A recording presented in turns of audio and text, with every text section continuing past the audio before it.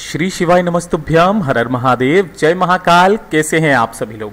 देखिए 17 सितंबर 2024 से लेकर के 2 अक्टूबर 2024 तक पड़ रहे हैं श्राद्ध पक्ष, जिन्हें पितृपक्ष के भी नाम से जानते हैं। और ये जो 16 दिन होते हैं ये आपके पितरों के लिए समर्पित होते हैं। आपके जितने भी पितृ होते हैं वो सभी पितृलोक से मृत्यु लोक में आपके घरों में आते हैं। और जब आप उनके लिए कोई भी भोजन वगैरह बनाते हैं, उनको भोग लगाते हैं, तो उनसे प्रसन्न होकर के आशीर्वाद दे करके जाते हैं।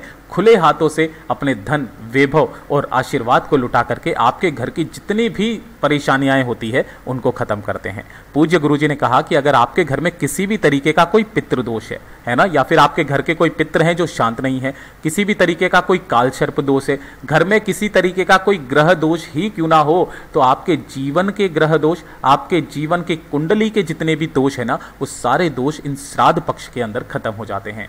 पूज्य गुरुजी की कथा से सुन करके और समझ करके ये 16 काले तिल के दानों वाला उपाय आप सभी लोगों को जरूर करना है। पूज्य गुरुजी ने कहा कि आपके घर में चाहे कैसा भी दोष क्यों ना हो, खत्म होगा ही होगा। आपके घर में सुख, शांति, समृद्धि, वैभव भी आएगा, साथ ही साथ आपकी कामना भी पूरी होगी। पूज्य गुरुजी की कथा से सुनकर और समझकर पूरे उपाय को बड़े ही आसान भाषा में आपको बताऊंगा, परंतु उससे पहले आप सबसे एक छोटी सी प्रार्थना। जो लोग पहली बार आए हैं चैनल को सब्सक्राइब जरूर कीजिएगा और वीडियो को लाइक करके देव आदिदेव महादेव का कोई सा भी प्यारा नाम कमेंट बॉक्स में लिखना मत भूलिएगा। इस पूरे वीडियो में हम 3 महा उपायों के बारे में बात करेंगे जो कि आपको इन श्राद्ध पक्षों में करना ही करना है। ध्यान से सुनना, समझने की कोशिश करना। सबसे पहले बात करते हैं पहले वाले उपाय की। देखिए पहला वाला उपाय पूज्य गुरुजी ने कहा कि अगर आपके घर में किसी भी तरीके का कोई दोष है, चाहे वो आपका कोई ग्रह दोष क्यों ना हो, कोई वास्तु दोष हो, कोई काल सर्प दोष हो, किसी भी तरीके का कोई पितृ दोष ही क्यों ना हो, आपके घर के जितने भी दोष होते हैं उस सारे के सारे दोष खत्म हो जाते हैं। गुरुदेव ने कहा मात्र 1 लोटा शुद्ध जल आपको अपने घर का लेना है, तांबे के कलश में। यह चीज ध्यान रखना। और गुरुदेव ने इसका भी एक नियम बनाया कि आपको अगर ये वाला उपाय पूरे 16 दिन कर सको तो बहुत अच्छी बात है, लेकिन शिव महापुराण के अंदर वर्णित है कि अगर किसी कारणवश आपने 16 दिन का नियम लिया और वो नियम किसी भी एक दिन टूटा है ना, तो फिर आप इस उपाय को नहीं कर सकते। तो इसके लिए गुरुदेव ने कहा कि अगर आपको पूरे 16 दिन का पुण्य, 16 दिन का पूरा भाव एक ही बार में चाहिए, तो आपको किस तरीके से करना होगा कि जो 1 लोटा शुद्ध जल आप अपने घर का लोगे, इसके अंदर आपको गिन करके 16 दिन के 16 काले तिल के दाने, कितने? 16 काले तिल के दाने जो खंडित ना हो, इन्हें लेना और इसी कलश के अंदर डाल देना। ठीक है भाई, पूरे दिन ना कर पाओ, 16 दिन का पूरा तिथियों का स्मरण करके 16 काले तिल इसी के अंदर डाल देना और गिन करके ले लेना 2 सफेद फूल, है ना। पितरों के नाम से कौन से सफेद फूल चढ़ाए जाते हैं, एक चीज का ध्यान रखना, भूल करके भी केतकी का फूल मत लेना। इसके अलावा जो फूल मिल जाए वो ले लेना, 2 फूल, और उन दोनों फूलों को भी आपको इसी कलश के अंदर डाल देना है। ये जो कलश तैयार हुआ, इस कलश को आपको अपने पूरे घर में घुमाकर क्या करना है, पूरे घर में घुमा करके जब आप घुमाएंगे काशी विश्वनाथ महादेव का स्मरण करेंगे और इसे लेकर के पहुंच जाना जो 3 वृक्ष पितरों के तुल्य माने जाते हैं। पहला पीपल का पेड़, दूसरा वट वृक्ष जिसे बड़ का पेड़ भी कहते हैं, और तीसरा कौन सा हो गया हमारा, बेलपत्री का पेड़ जो माता पार्वती के आंसुओं से पैदा हुआ था। किसी भी एक पेड़ के नीचे चले जाना और वहां पर आपको दक्षिण दिशा की तरफ मुख करके, इस चीज का ध्यान रखना, अपने पितरों के निमित्त कर रहे हो, आपकी जो मुख होगा वो दक्षिण दिशा में होगा। अपने पितरों का स्मरण करके, कामना करके उस संपूर्ण जल को तीनों में से किसी भी एक पेड़ के नीचे समर्पित करके आ जाना।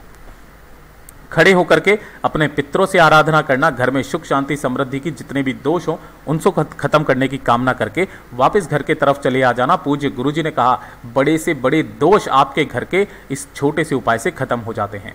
पूज्य गुरुजी का बहुत अद्भुत और अचूक उपाय है, जरूर कीजिएगा। और अब बात करते हैं दूसरे वाले उपाय की। देखिए दूसरा वाला जो उपाय है ना, वो पूज्य गुरुजी ने कहा कि काफी सारे व्यक्ति ऐसे हैं कि पितृपक्ष जो श्राद्ध पक्ष होते हैं, उन श्राद्ध पक्ष में पितरों को भोग कैसे लगाते हैं उन्हें पूरा नियम भी नहीं पता होता, और जब उन्हें उस नियम के बारे में नहीं पता होता तो उनके घर में कहीं ना कहीं पितृदोष आड़े आता ही आता है। तो आपके पितृ पक्ष में पितरों के लिए जब आप भोग लगाते हो ना, तो उसके लिए पूरे 16 दिन में से किसी भी एक दिन इस वाले काम को जरूर करना।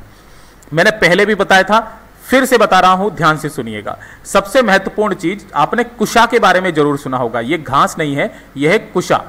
अगर ऐसी हरी कुशा नहीं मिलती है तो आपकी जो पूजा पाठ की सामग्री की दुकानें होती है ना, वहां पर इस तरीके से कुशा आपको जरूर मिल जाएगी। ठीक है, तो मात्र आपको एक कुशा इस तरीके से बंडल ले लेना। ठीक है, और अगर फिर भी कुशा नहीं मिलती तब गुरुदेव ने कहा तब आप दुर्वा ले लेना।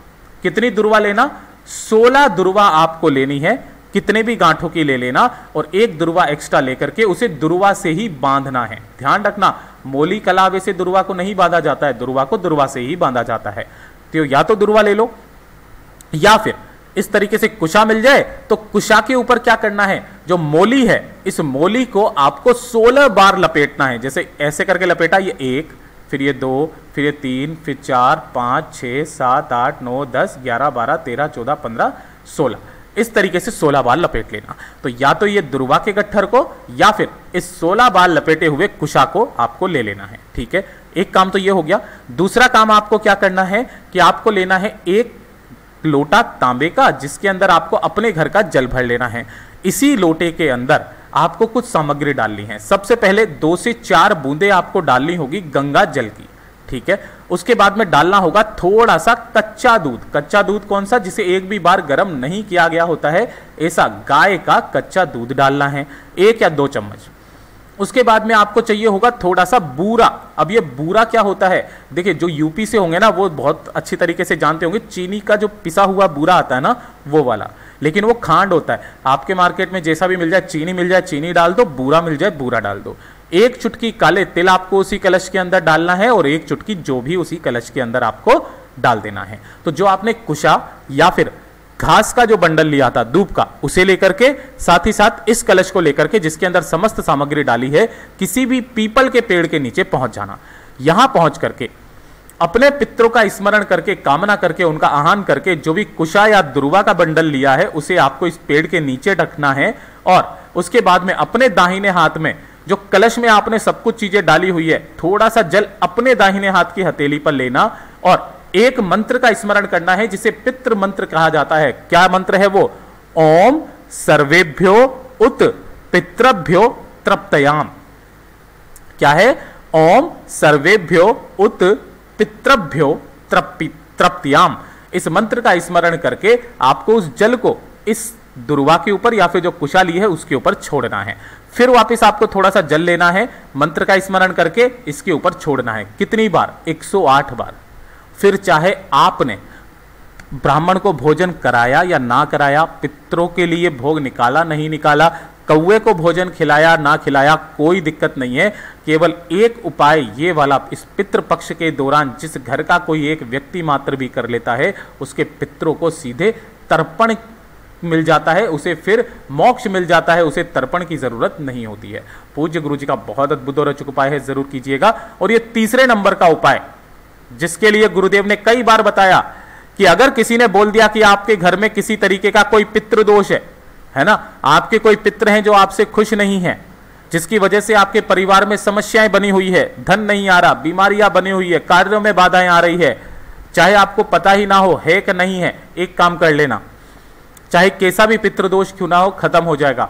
मात्र 1 चावल का दाना आपको लेना है और अपने दाहिने हाथ की हथेली पर इसे रख लेना है और इस हथेली को लेकर किसी भी दिन पितृपक्ष के दौरान आपको लेकर के पहुंचना होगा अपने किचन में, जहां पर पानी पीने का स्थान होता है, परिंदा रखा हुआ रहता है। ये नहीं है तो आरओ सिस्टम होगा, उस आरओ सिस्टम के पास में पहुंच जाना अपनी दाहिने हाथ की हथेली पर उस चावल को लेकर के।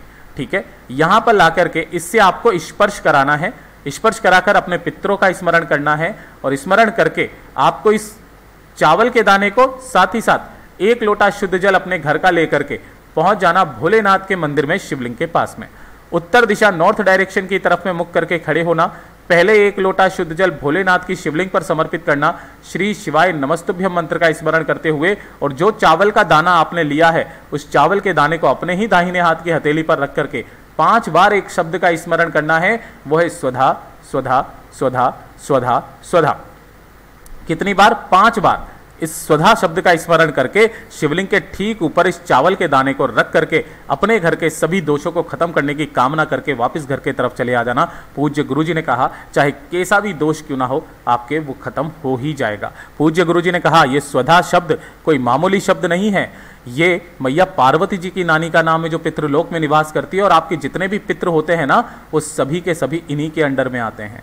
और जो आप एक लोटा शुद्ध जल समर्पित करते हो भोलेनाथ पर, और ये जो जल नीचे गिरकर यहाँ जमीन पर नीचे गिरता है उसका संपूर्ण भाग आपके पितरों के भाग में जाता है। पितृ तृप्त हो जाते हैं, खुले हाथों से आशीर्वाद लुटाते हैं। पूज्य गुरुजी के सभी उपाय बहुत ही ज़्यादा खास और अद्भुत है, जरूर कीजिएगा। वीडियो पसंद आए तो लाइक जरूर करना, चैनल को सब्सक्राइब जरूर कीजिएगा। मैं आपसे मिलता हूँ अगले वीडियो में, तब तक के लिए ओम नमः शिवाय, हर हर महादेव, जय महाकाल।